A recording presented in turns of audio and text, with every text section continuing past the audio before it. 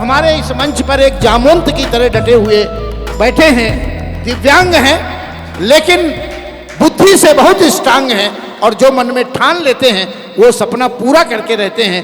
ऐसे हमारे बीच में मनोज जी उपस्थित है। मैं मनोज गुप्त जी का आह्वान करता हूं कि वो गुप्त न रहें, प्रकट हों और अपने काव्य पाठ से हम सबको आनंदित करें, आह्लादित करें। एक बार जोरदार तालियां बजाकर हम मनोज गुप्त जी का स्वागत करें। माँ वाणी को प्रणाम करता हूँ और सभी प्रबुद्ध श्रोताओं को प्रणाम करता हूँ। काफ़ी लोग आए हुए हैं, बैठे हैं, सामने हैं, मेरे सब अपने हैं। मैं यहाँ पे कविताएं पढ़ता ही रहता हूँ, मेरा ये अपना घर है।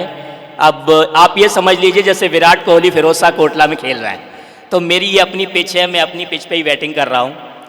तो कई कविताएं मैंने पढ़ी हैं, लेकिन आज का कवि सम्मेलन मैं उस सोच को प्रणाम करता हूँ जिस सोच ने मीना जी को और चेतन जी को ये भावना दी कि एक राममय कवि सम्मेलन होना चाहिए। निश्चित रूप से वह सोच प्रणम्य है और उस समारोह का मुझे हिस्सा बनाने के लिए बहुत बहुत आभार मैं व्यक्त करना चाहता हूं एमसीडी प्रोडक्शन का और कवि सम्मेलन मुशायरा का, मीना त्रिवेदी जी का। और देखिए कम लोग हैं लेकिन सुनिए, हजारों लोग सुनेंगे जैसा कि कहा गया है। आप लोग तालियां बजाइएगा, एक बार हमें मन दे दीजिएगा अपना कि आप हमें सुन रहे हैं। और बस मैं कोई गायक तो हूँ नहीं, लेकिन कुछ गीत, एक समय हो रहा है काफ़ी, हमारे बाहर के जो कवि आए हैं उनको जाना भी है, उनको रास्ते में समय लगेगा। मैं एक दो गीत छोटे छोटे सुना देता हूँ और अभी हमारी बहन बहुत सुरीली कविताएं सुनाएगी। तो मैं एक छोटा सा गीत सुनाता हूँ। तो उससे पहले चार पंक्तियां कहना चाहूँगा किसी की कि साज सजने के लिए जो एक दर्पण चाहिए, साज सजने के लिए जो एक दर्पण चाहिए और रास रचने के लिए जो एक मधुबन चाहिए, तब समय की बांसुरी पर गुनगुनाने के लिए, गीत सुनने के लिए गीत सा मन चाहिए। मैं आपका वो मन चाहता हूँ, वो मन आपका मुझे मिले। मैं अपना गीत प्रारंभ करता हूँ। मैं एक छोटा सा गीत, आदरणीय द्विवेदी जी हमारे आ गए हैं, मैं बहुत अभिनंदन करता हूँ। और मैं एक छोटा सा गीत, जब हम बड़ा सा निबंध याद नहीं कर पाते हैं तो हम उसके हेडिंग लिख लेते हैं। जैसे कि अभी कहा गया कि तुलसीदास ने कुछ ऐसा छोड़ा ही नहीं जो लिखा जाए।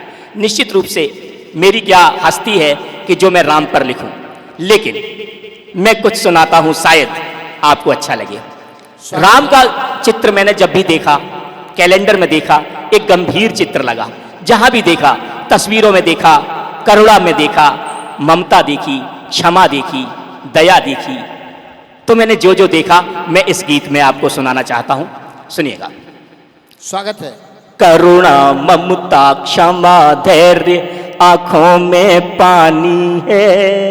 राम कि करुणा ममता क्षमा धैर्य आंखों में पानी है और मेरी समझ में यही राम की राम कहानी है। राम की राम का मुझे जितना समझ में आया, मुझे राम की कहानी में विस्तार है, बहुत बड़ा है, बहुत व्यापक है, लेकिन जितना मैं एक तुच्छ प्राणी के नाते मैं जितना समझ पाया तो मैंने ये समझा कि करुणा ममता क्षमा धैर्य आंखों में पानी है।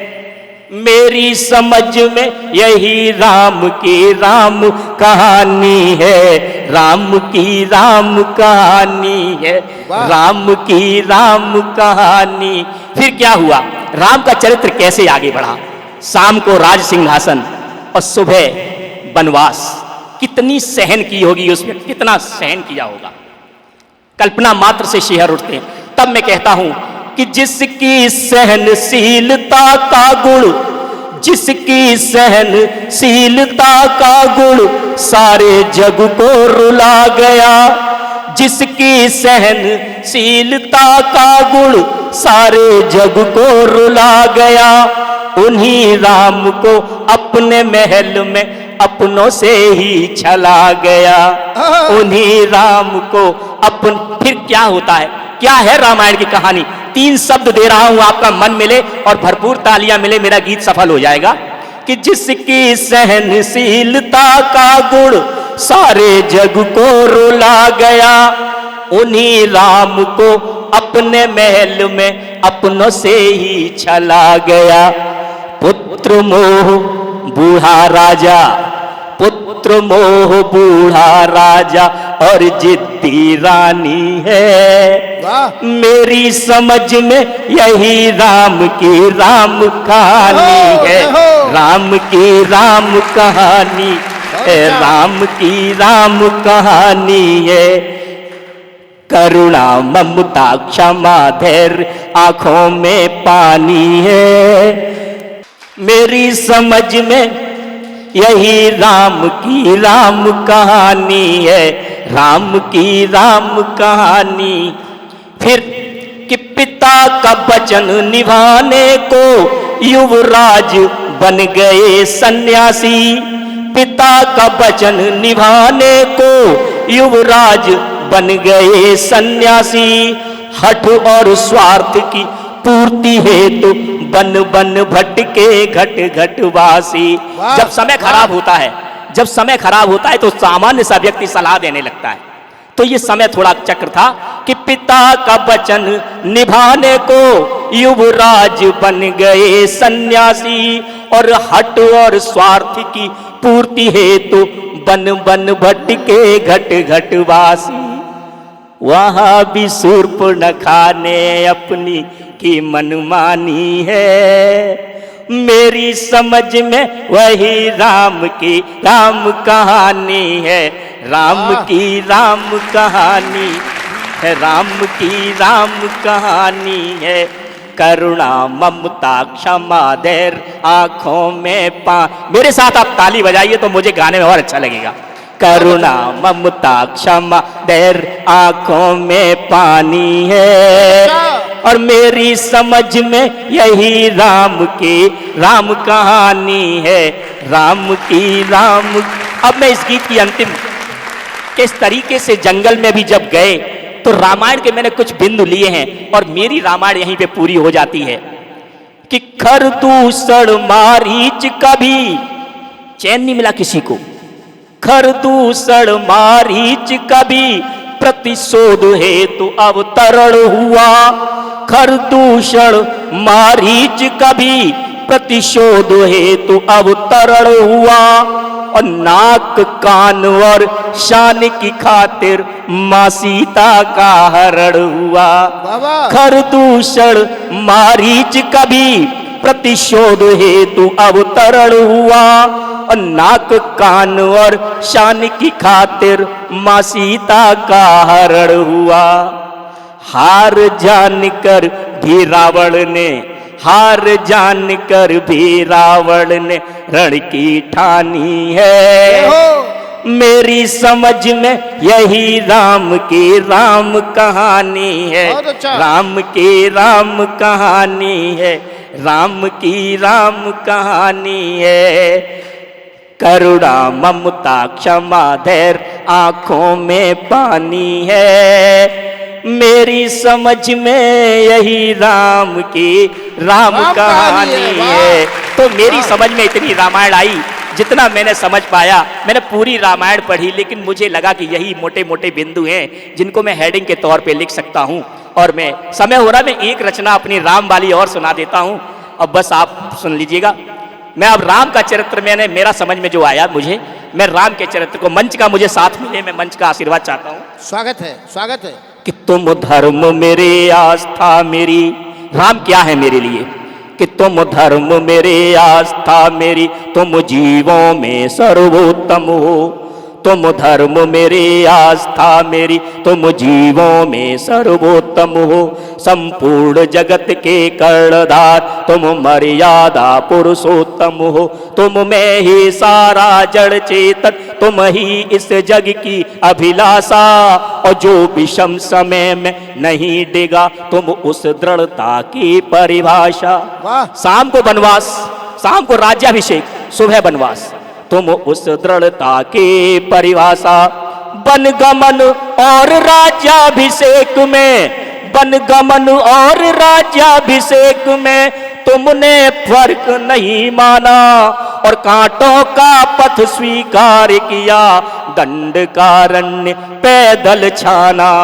रघुकुल की रीत निभाने को तुमने त्यागा था अवध धाम। हे राम तुम्हें सत शत प्रणाम, वाह, हे वाह, राम वाह, तुम्हें सत शत प्रणाम, हे राम तुम्हें सत। मेरी समझ में ये राम है, तो मैं उस राम को, उन राम को प्रणाम करना चाहता हूं। हे राम तुम्हें सत शत प्रणाम, हे राम तुम्हें सत शत प्रणाम। जिसने पर मन की पीड़ा को अपने अंतश की पीर कहा, जिसने पर मन की पीड़ा को अपने अंतश की पीर कहा, जिसने अयोध्या की माटी को चंदन और अबीर कहा, जो सदा दूसरों के आंसू अपनी पलकों में रख रोया और निज सूर्य वंश की आन हेतु कांटों के कानन में सोया।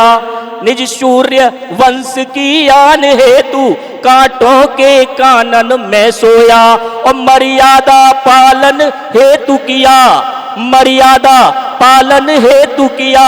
जिसने पत्नी का निष्कासन और सम्राट का वचन निभाने को छोड़ा था, जिसने सिंहासन।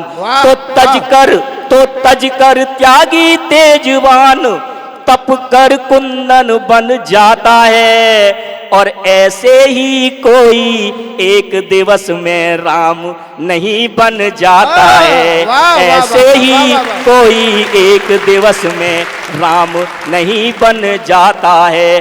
तो हे कड़ कड़ के स्वामी तुम, तो हे कड़ कड़ के स्वामी तुम तो हे कड़ कड़ के स्वामी तुम रहते निज उर में आठों याम।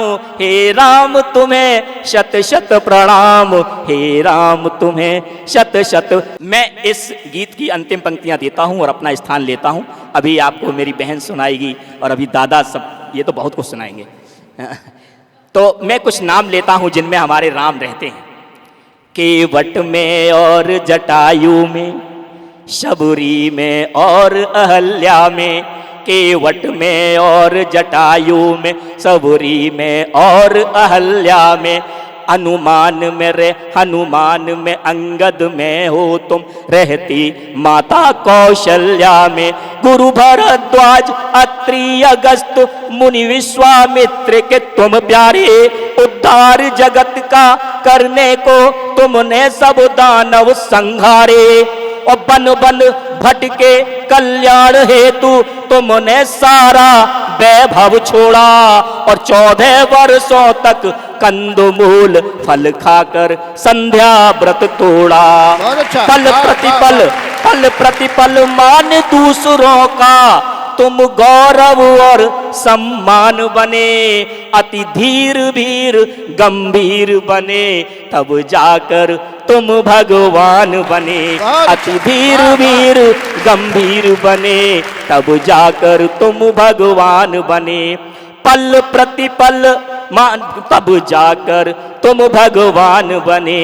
अपने तन का रोया रोया, अपने तन का रोया रोया, करता है मनोज तुम्हारे नाम। हे राम तुम्हें शत शत प्रणाम, हे राम तुम्हें शत शत प्रणाम। एक बार मेरे साथ बोलिए, जय श्री राम। जय श्री राम। बहुत बहुत धन्यवाद।